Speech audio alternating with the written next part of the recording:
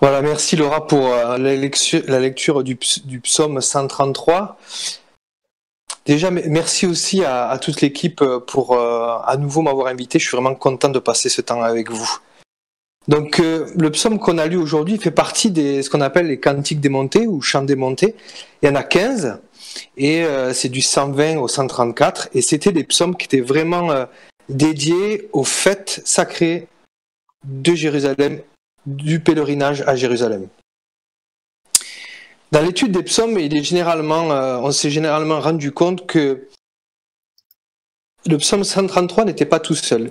Il faisait partie de 3 psaumes frères, qui étaient 132, 133 et 134, et qu'ils avaient donc des thèmes en commun. C'est pour ça qu'on les a réunis et que généralement on les lit ensemble. On ne lit pas que le psaume 133. Et c'est inédit dans ces cantiques démontés.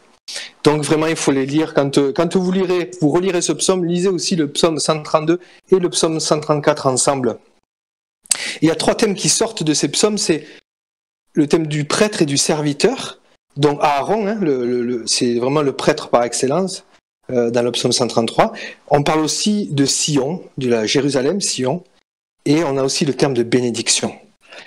Et dans notre psaume aujourd'hui, David fait une superbe constatation extraordinaire qu'on a tous vécue, c'est qu'il est bon, qu'il est doux d'être avec des frères, qu'il est agréable d'être avec des frères.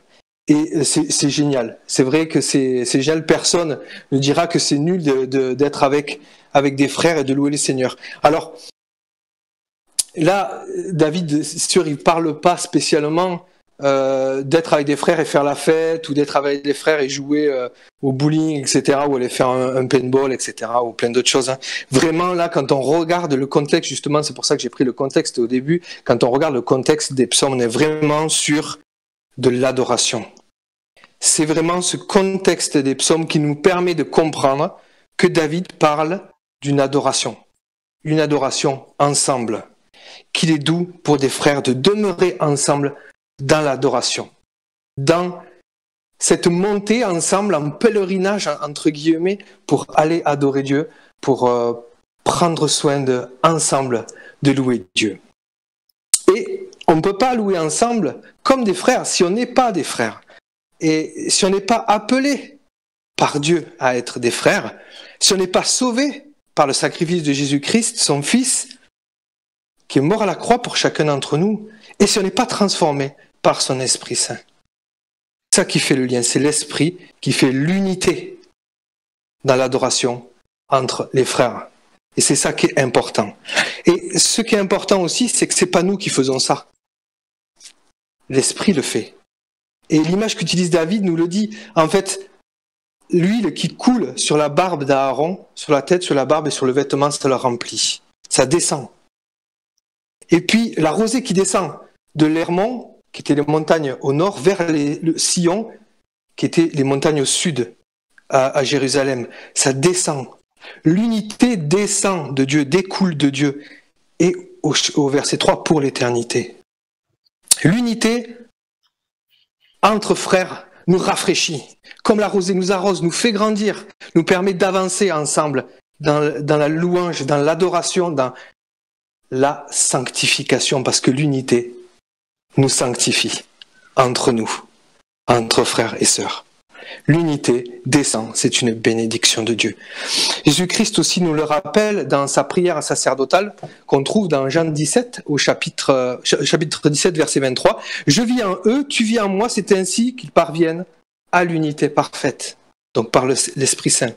Et Paul, et c'est là où vous allez comprendre, là où je veux en venir, Paul dans sa lettre aux Éphésiens dit « Efforcez-vous de maintenir l'unité que donne l'Esprit Saint par la paix qui vous lie les uns aux autres. » Et d'ajouter après dans l'épître aux Colossiens, et par-dessus tout, mettez l'amour, ce lien qui vous permet, qui habite en nous.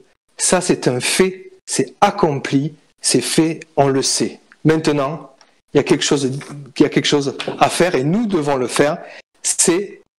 Nous avons le devoir, comme nous demande l'apôtre Paul, de maintenir cette unité-là. Et ça, chers frères et sœurs, pour moi, comme beaucoup, c'est un vrai challenge. Et c'est ça que je veux vous vous amener ce matin. Est-ce qu'on est prêt aujourd'hui encore, malgré ce temps où on est confiné, où on est les uns chez les autres, enfin chacun chez soi, pardon, de maintenir cette unité?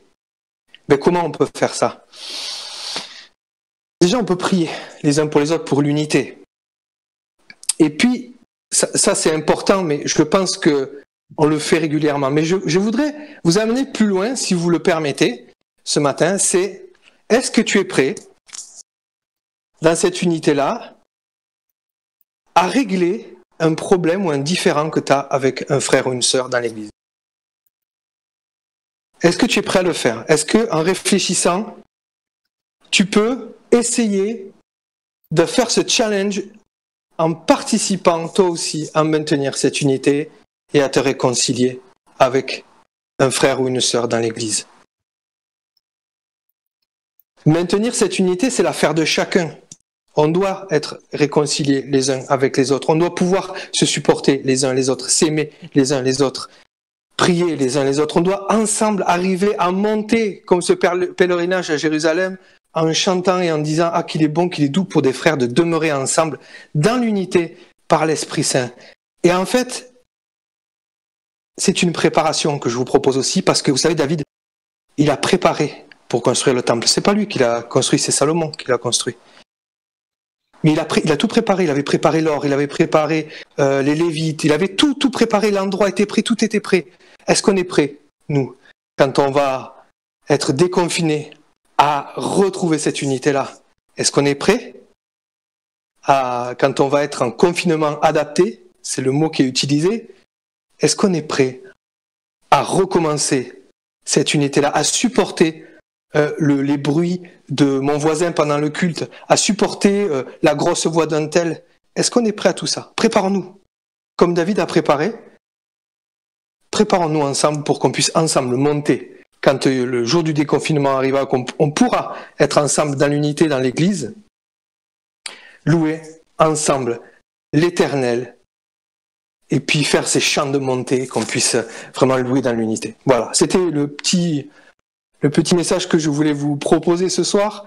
Enfin, ce soir, je dis ce soir parce que regardez, il fait nuit chez moi, donc en fait chez vous c'est midi, donc voilà, ce matin pour vous, que le Seigneur vous bénisse, vous encourage, et je laisse la place à la suite de l'équipe. Merci encore, et puis à tout bientôt. Merci Julien.